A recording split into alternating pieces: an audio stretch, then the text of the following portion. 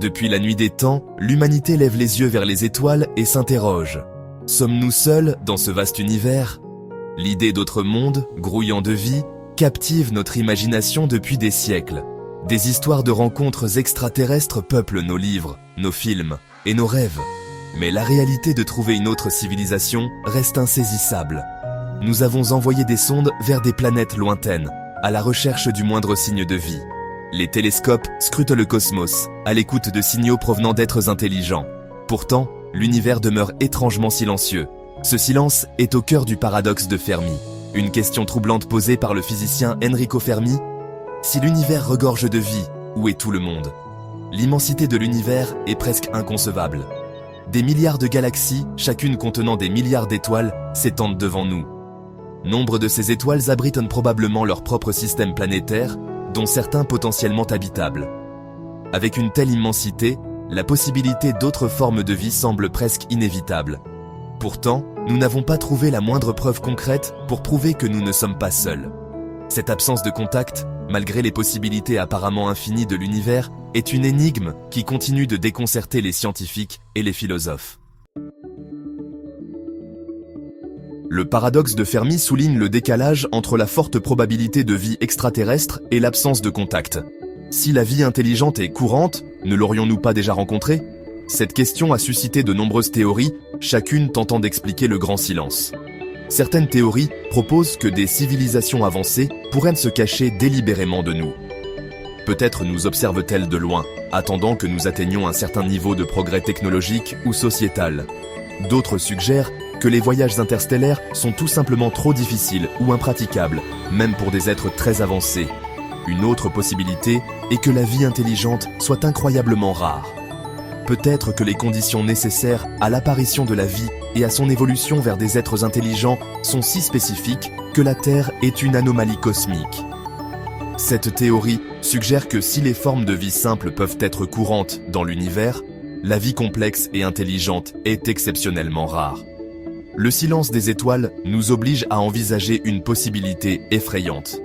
Nous pourrions être seuls. Si tel est le cas, cela confère à l'humanité une immense responsabilité en tant que seule gardienne de l'intelligence et de la conscience dans l'univers. En 1961, l'astronome Frank Drake a développé une équation pour estimer le nombre de civilisations détectables dans notre galaxie. L'équation de Drake prend en compte des facteurs tels que le taux de formation des étoiles, la fraction d'étoiles avec des planètes, et la probabilité que la vie apparaisse sur une planète propice. Bien que l'équation de Drake fournisse un cadre pour réfléchir à la vie extraterrestre, il est important de noter que plusieurs de ces variables sont encore inconnues. Nous manquons de données pour les intégrer à l'équation et arriver à une réponse définitive. Malgré cela, l'équation sert d'outil puissant pour stimuler la discussion et guider nos recherches. Les estimations actuelles utilisant l'équation de Drake varient considérablement.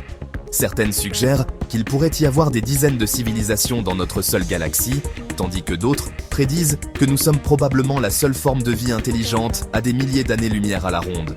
Cette incertitude souligne l'immensité du défi que représente la recherche d'intelligence extraterrestre. Cependant, notre compréhension de l'univers est en constante évolution. De nouvelles découvertes, comme la détection de milliers d'exoplanètes, des planètes en dehors de notre système solaire, fournissent des données précieuses pour affiner l'équation de Drake et nos stratégies de recherche. Section 4. Une aiguille cosmique dans une botte de foin, la rareté de la vie. L'émergence de la vie sur Terre, des premiers organismes unicellulaires aux êtres complexes comme nous, est un processus véritablement remarquable. Il a impliqué une série d'événements incroyablement improbables, de la formation de molécules organiques au développement de l'ADN. Certains scientifiques soutiennent que ces événements étaient si uniques et improbables que les chances qu'ils se produisent ailleurs dans l'univers sont astronomiquement faibles. Cette théorie, connue sous le nom d'hypothèse de la Terre rare, suggère que nous pourrions être une anomalie cosmique. L'hypothèse de la Terre rare souligne le délicat équilibre des facteurs nécessaires à la vie telle que nous la connaissons. La distance de la Terre au Soleil, la présence d'eau liquide et le bouclier protecteur de notre atmosphère ont tous joué un rôle crucial dans le développement de la vie. Trouver une autre planète avec une combinaison aussi précise de conditions pourrait s'apparenter à chercher une aiguille dans une botte de foin cosmique. Cependant, Même si la vie complexe est rare, cela ne signifie pas nécessairement qu'elle est inexistante. L'univers est vaste, et même une infime probabilité peut se traduire par un nombre significatif étant donné suffisamment d'opportunités. Section 5. Vivons-nous dans une simulation ? Ces dernières années, une théorie particulièrement époustouflante a gagné du terrain. L'hypothèse de la simulation. Cette théorie propose que notre réalité ne soit pas réelle, mais plutôt une simulation informatique sophistiquée, créée par une civilisation plus avancée. Les partisans de l'hypothèse de la simulation soulignent la croissance exponentielle de la puissance de calcul et la possibilité de créer des univers simulés, impossibles à distinguer de la réalité. Si une civilisation atteignait un certain seuil technologique, elle pourrait concevoir d'innombrables simulations, rendant statistiquement plus probable que nous vivions dans l'une d'elles.